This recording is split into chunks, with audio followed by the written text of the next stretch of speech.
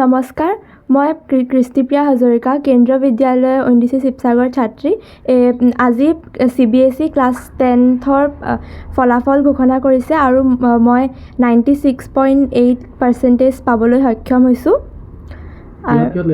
মই চবতে লেটাৰ পাইছোঁ। আৰু ভৱিষ্যতে মই ইঞ্জিনিয়াৰ হ'ম বুলি ভাবিছোঁ। মই ছায়েন্সতে ল'ম।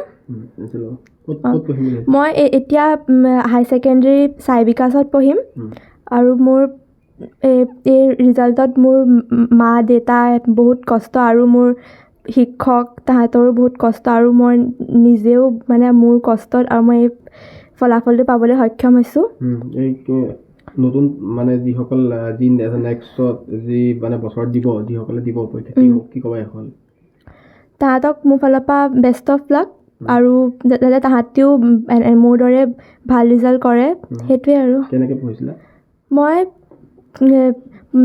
কিতাপৰ পৰা পঢ়িছিলোঁ আৰু যোনখিনি ডাউট আছিলে সেইখিনি টিচাৰ্ছবোৰৰ পৰা সুধিছিলোঁ, ডিছকাছ কৰিছিলোঁ, ডাউট ছেশ্যন কুৱেশ্যন প্ৰেক্টিছ কৰিছিলোঁ, তেনেকৈ।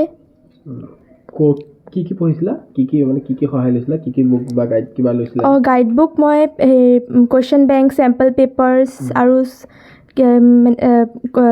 প্ৰিভিয়াছ ইয়েৰ কুৱেশ্যন পেপাৰ্ছবোৰ কৰিছিলোঁ আৰু সেইটো।